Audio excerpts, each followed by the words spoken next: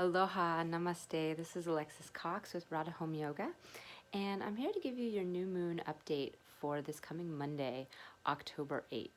We have our new moon in sidereal Virgo in the sign of healing and really diving into the facts and the details of life. The earth energy of Virgo brings us into plants and the land and practical necessities in order to keep our life moving and in order to make our home, our surroundings, and our selves, our body, our temple, pure. So when any planets are in Virgo, but especially the moon and the sun, we see we have a really high need to purify. We really want things to be clean and clear and as much sort of at their pristine new state as possible. Virgo is the sign of the virgin and the youthful maiden energy that we all sort of take on at this time is one that wants everything to be in its right place and wants things to be where they were when they were new or as new. So you might find yourself really wanting to purge and purify your surroundings and even your own body. It's a great time for health resets and things like that.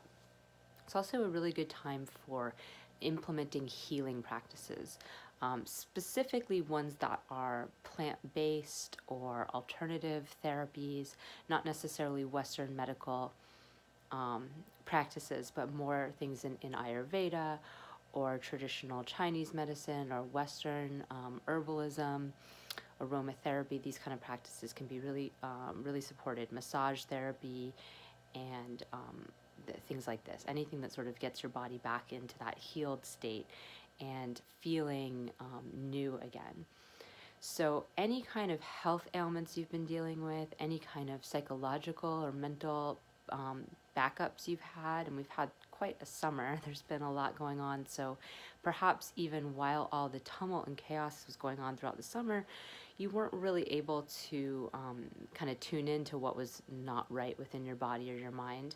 And now that things are starting to settle on that front, you might find all these ailments that pop up because you've really been holding back self-care and self-healing, just trying to sort of get through the madness or the struggle and the strife. So now's a great time to check in with yourself on those things and to really pay attention to the details and the little nuances in both your body and your mind and also the world and environment around you.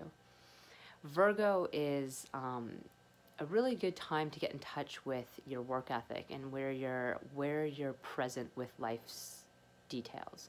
So you can also check in with your relationship with your job and your career and how you're maintaining that life balance with what work you're doing. The specific star that this new moon is going to be in is called Hasta, and Hasta is represented by an open hand. The way that I like to describe it is it's the releasing of things that don't serve you anymore, right? That purification, that purging that needs to occur. And then the palm is left open to then manifest what you do want to bring into your life. It's considered to be a star of manifestation, and the deity of the star is Savitur, who is one of the Aditis, and he is he's one of the children of the first Earth Mother, Aditi, one of the Adityas, and he represents this sort of coming into being. He is the aspect of the sun, the aspect of consciousness, of light, that brings into being, that manifests. So and that illuminates.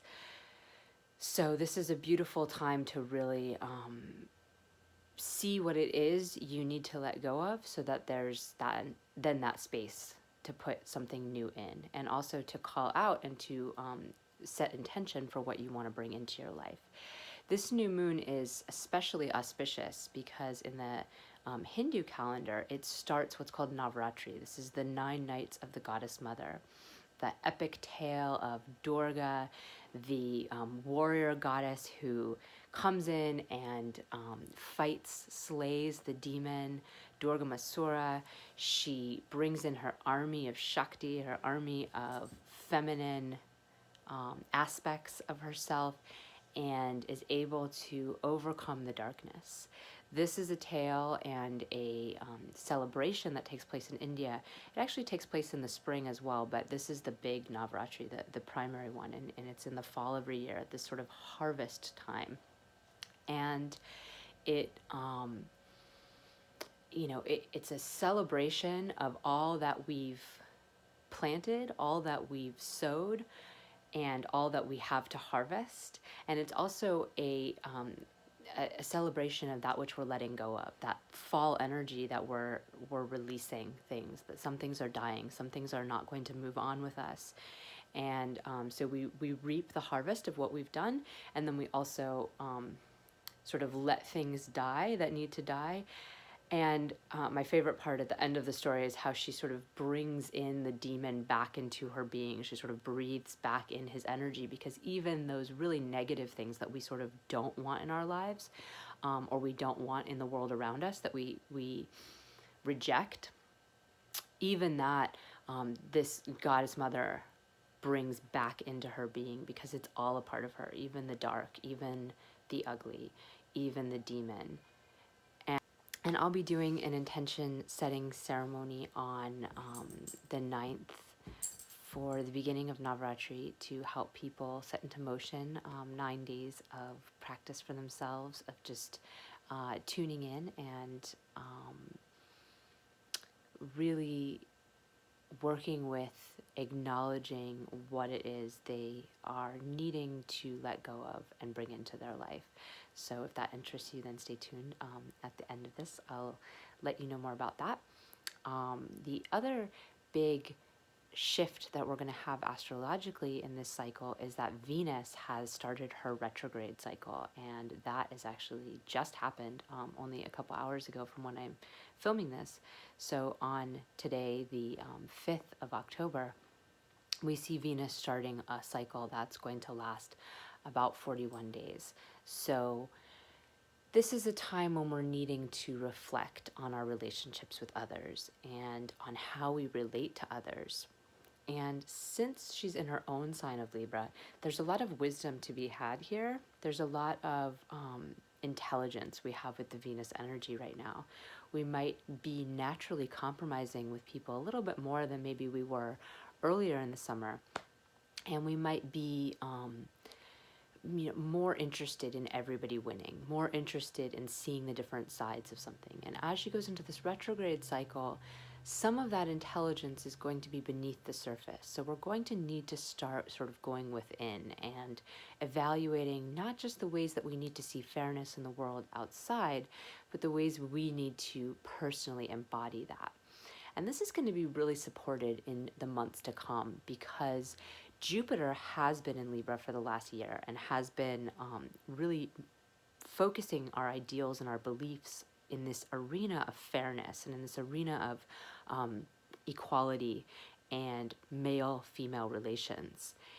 And when Jupiter moves into Scorpio, which is going to be on October 12th, so only exactly 4 days after this new moon, we're going to see that our direction of what we believe, what inspires us, what motivates us on a spiritual level, but also just on a belief level, like what it is we actually believe in and are following for ourselves, is going to take a deeper dive inward as well.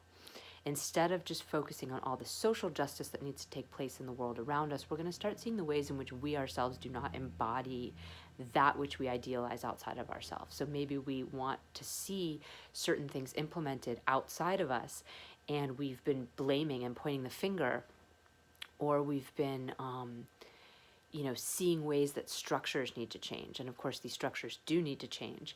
But the disconnect, the part we're missing, is that we can't keep fighting fire with fire. We can't keep saying we want this patriarchal paradigm to shift if we are embodying that exact paradigm in the way that we're fighting it. We need to do that inner shift, that inner work, so that we can literally change ourselves. And when we start to change ourselves, not only will the world around us start to shift just from our perspective, but it invites others to also do that work. And I've seen a lot of people talking about the inner work and talking about that space of taking ownership for things, but it seems to still be coming from this sort of patriarchal way, and not it's coming from a perspective of sort of shutting people down or not really embracing the realities that people are expressing that they're having. That's not really the healthiest way to take this on, if you ask me. Telling other people how to be more spiritual is not really ever going to work. We kind of have to do it ourselves. We have to take ownership for the ways in which we are not being our highest self, and then we need to embody that. And people follow models. It's like we say with small children, do what I say, not what I do. Well, no, children do what you do. They don't do what you say. So that's the same as with all people. We need to take on these practices and these teachings instead of having these sort of lordship gurus. And I'm not even just talking about big name gurus, but actually people that nobody, not too many people know, just people that you might be friends with on Facebook now have a platform to sort of stand up and speak their truth.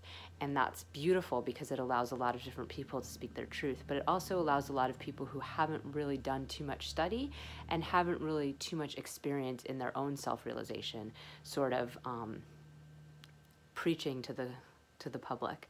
So this Jupiter in Scorpio session, and it's going to be a year, the same as Jupiter was in Libra, is going to be a really good experience for us to just start taking more ownership, to start doing the dark work on ourselves, which is really, really diving in deep and facing our demons, and walking into the shadows, walking into the places that the Scorpio is willing to go, the places where we might get hurt and where we might have to face our less savory parts of ourself, where we might have to really really face our own demons. So this is all really good timing for Navaratri and for this sort of setting of intentions and letting go of past stories that we tell ourselves, because it's going to be very supported by the stars. Mars and the South Node Ketu, which have been sort of exploding us all summer, are finally parting ways. Mars will be fully out of Capricorn November 5th, but they've already moved away from each other, and you can already feel that sizzle just starting to kind of calm down. We're not feeling that same fiery energy we were before. We're feeling perhaps a grieving of all that's been lost, all that's been destroyed, all that's been let go of, and this sort of hopefully an honoring of all that's been, because everything served us at the time that we were in it. There was some service it did in our lives at that time, even if only to reflect back to us that it wasn't working and that we need to do something different. So now's a beautiful time to really honor all that has passed and all that has served us in whatever way it could in our lives, and has now needed to be recycled back into the earth, and make space for some new energy and new things to come into our lives. This new moon is also going to be given drishti, given an energetic gaze by Saturn in Sagittarius, in the sign of our beliefs and our ideals. And it's going to add a little element of seriousness, where we really feel the need to humble ourselves in service of something that serves our greater belief system, and a willingness to do the hard work, and a willingness to be serious about that hard work. So it might not be the most festive cycle in some ways, but definitely one where we are able to more clearly see what's in front of us, are able to reflect on the ways in which we've been relating to other people. We won't have quite that level of sort of anger and intensity that we've had all summer, and more of a willingness to start to kind of dive inside and do some of that shadow work that we might have been avoiding. Mercury is right now in Libra, moving in the direction of Jupiter, but quite far at this point, at the point of the new moon. And that Mercury and Libra energy helps us to speak in a gentler way, speak in a kinder way, speak in a more connective way. So even as we're sort of doing that investigative inner work with relationships, our capacity to communicate with one another is going to be friendlier and more willing to compromise and more willing to say things in ways that other people will like to hear, nicer, sweeter ways. So that can also be very helpful for us as we start to do some of the healing that really needs to be done. Coming up in the end of October, I'm going to be launching my first in a series of online yoga classes. This one's going to be called Lunar Sadhana. It's going to be honoring the feminine, honoring the yin energy, and it's going to be designed as a nighttime practice for people who don't have the time to do practice in the morning. Busy moms are sort of my audience that I'm speaking to, who really don't get a chance to spend any time on themselves until their babies go to sleep or their children go to sleep at the end of the night. And so look for some news on that. As I said, I'm going to do a intention setting ceremony for Durga Puja for Navaratri starting on the 9th, and you can look for news for that too. And the best way to keep up to date with all the reports that I'm doing, I'm also going to do one for Jupiter and all 12 signs coming up here in the next few weeks. And right now I have one running for Venus and Mars, so it shows where Venus has been for your specific rising sign, or where Venus is right now for your specific rising sign, and where Mars has been and where it's going for the end of the year. So that's going to be up for the next couple weeks, and then when I do the Jupiter report, then that will be the new one that I give.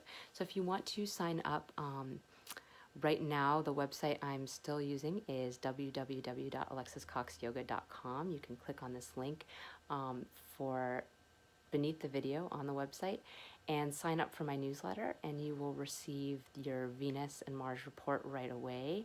You will get the Jupiter report in the next couple weeks, and you'll be in the know for when we do our intention setting ceremony and our launch of online yoga programs.